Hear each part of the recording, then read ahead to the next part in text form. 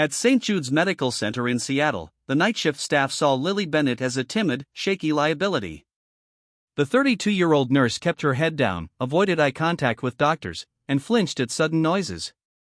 Charge nurse Jessica and arrogant resident Dr. Caleb Sterling openly mocked her, calling her a mouse, a diversity hire, or someone too slow and weak for the ER. They whispered she was useless, a burnout who couldn't handle pressure. Lily endured the bullying silently, taking the worst shifts, cleaning messes no one else would touch, and accepting blame for things that weren't her fault. Her personnel file from a previous VA hospital was heavily redacted, but the administrator hired her anyway.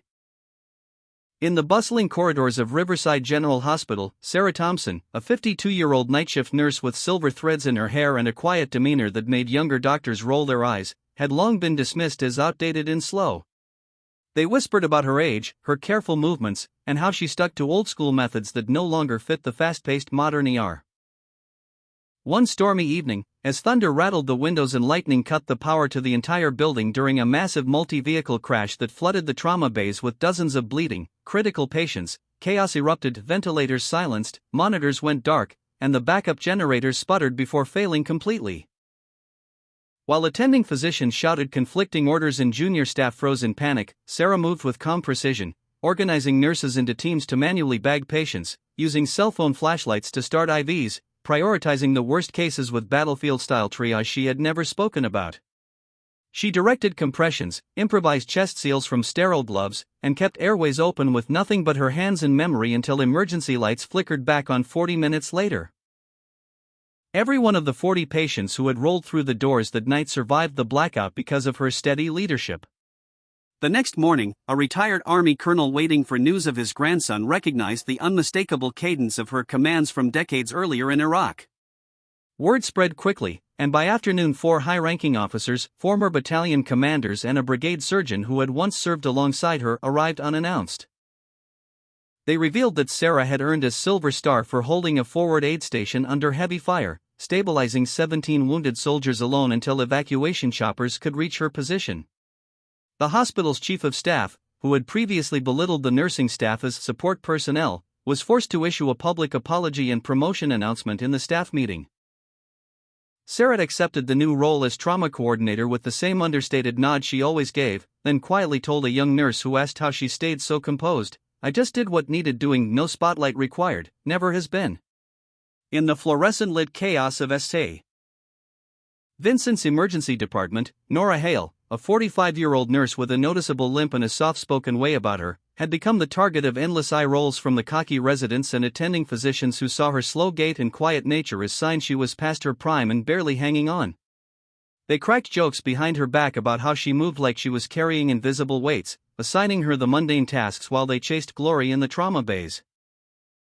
One rainy afternoon, a young Marine veteran was wheeled in after a motorcycle wreck, his heart fibrillating wildly as the code team struggled to stabilize him in the crowded hallway. The crash cart was jammed 2 bays over, and the defibrillator pads kept slipping on sweat-soaked skin while the lead doctor barked useless orders and the junior staff hesitated. Nora, without a word, pushed through the huddle, dropped to her knees despite the sharp protest from her scarred leg, and began flawless CPR with compressions so deep and rhythmic they cracked ribs audibly but kept blood moving. She called for an improvised airway setup using a bag valve mask, adjusted the angle with practiced precision, and when the monitor flatlined, she grabbed the paddles herself, charging them to 200 joules and delivering the shock that snapped the heart back into sinus rhythm just as the real team finally caught up. The Marine gasped back to life, color flooding his face, and as the room exhaled in stunned relief, one of his buddies waiting outside, a grizzled sergeant from his old unit, stepped forward and saluted her sharply, murmuring "ma'am" with the respect reserved for officers. Word raced through veteran channels overnight, and by morning the hospital lobby filled with former special operations teammates who revealed that Nora's limp came from shrapnel wounds earned while serving as a combat surgeon attached to forward Marine units, dragging wounded men miles under fire and performing field amputations in tents lit by headlamps. The chief of surgery, who had once mocked her in morning rounds as the slow one, stood speechless as the hospital administrator issued a formal apology and announced her elevation to lead trauma educator. Nora simply adjusted her badge, gave a small nod, and returned to her shift with the same understated calm, later telling a wide-eyed new nurse that true strength never needed to announce itself, it just showed up when lives depended on it. At Mercy Memorial in a quiet coastal town, Maya Rodriguez, barely 24 and only 2 years out of nursing school, endured the daily dismissals from the veteran staff who called her the kid and questioned every move she made during handoffs. They saw her wide eyes and careful questions as inexperience rather than caution, often overriding her suggestions with a wave. Late one Tuesday night, paramedics burst through the doors with a Navy SEAL riddled with over 40 gunshot wounds from a botched extraction gone wrong, no surgeon on call, blood pressure crashing, and the trauma team scrambling in panic. Maya recognized the pattern of entry wounds from training videos she'd studied obsessively, spotting a hidden tension hemothorax no one else caught amid the frenzy. Ignoring shouts to step back, she grabbed a chest tube kit, performed a rapid needle decompression to buy time, then assisted in clamping bleeders and packing wounds with battlefield efficiency until the on-call vascular team arrived.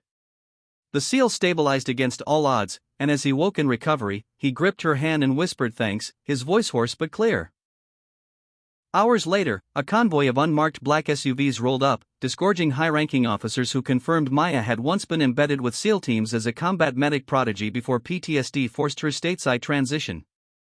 The hospital director, who had threatened to write her up for overstepping, faced immediate backlash from military brass and reversed course, offering her a specialized role in emergency preparedness training. Maya accepted quietly, her confidence no longer hidden, proving that sometimes the youngest hands carry the oldest wisdom forged in places no textbook could ever describe. One chaotic afternoon, a major highway pileup overwhelmed the ER. While treating a construction worker with chest pain after a car crash, Dr. Sterling dismissed it as minor bruising and ordered the patient moved to the hallway to free up a bed. Lily noticed warning signs. Jugular vein distension, tracheal deviation, asymmetrical breathing, and quietly but firmly warned it was a developing tension pneumothorax.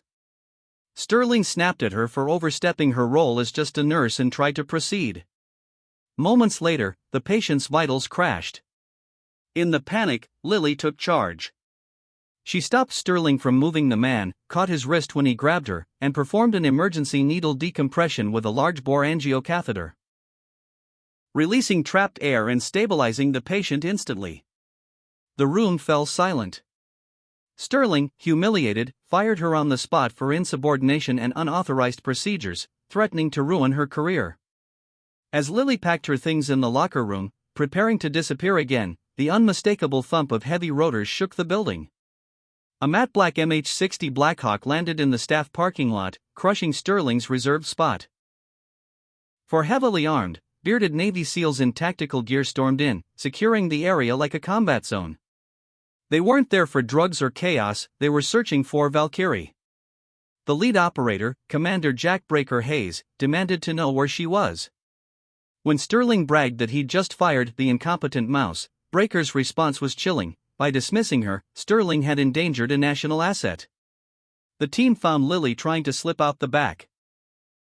Breaker pleaded with her old teammate Tex was critically wounded from an experimental fragmenting round lodged in his neck during a training accident. Only Lily, with her specialized knowledge of unconventional ordnance injuries, could safely extract it without triggering detonation. Lily's facade shattered. She marched back into the ER, commandeered Trauma Bay 1, and ordered supplies, including non-magnetic titanium instruments from the MRI suite. Ignoring Sterling's protests, and physically shoving him aside when he blocked her, she led the surgery. With SEALs guarding the doors, she carefully removed the live explosive device, tossed it out to be disposed of safely, resulting in a distant boom, and repaired the damaged vessels. Tex stabilized. Outside, hospital brass, police, and stunned staff waited.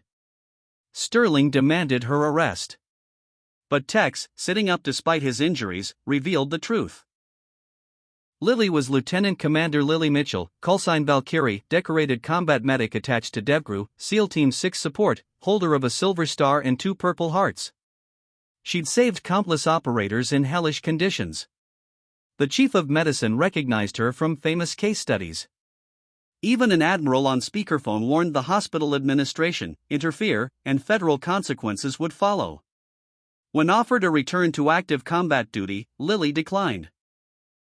She was done with the battlefield's endless losses.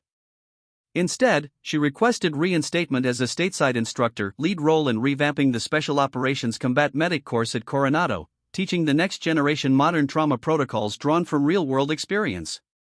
6 months later, in a packed lecture hall, Commander Mitchell faced rows of nervous trainees. No longer hiding, she delivered a no-nonsense message: tourniquets are easy. Thinking clearly when death is seconds away is what matters. She promised to make the dedicated ones unbreakable. Lily walked into that hospital a ghost fleeing her past. She left a legend who reclaimed her purpose not by returning to war, but by ensuring fewer warriors would need saving in the first place.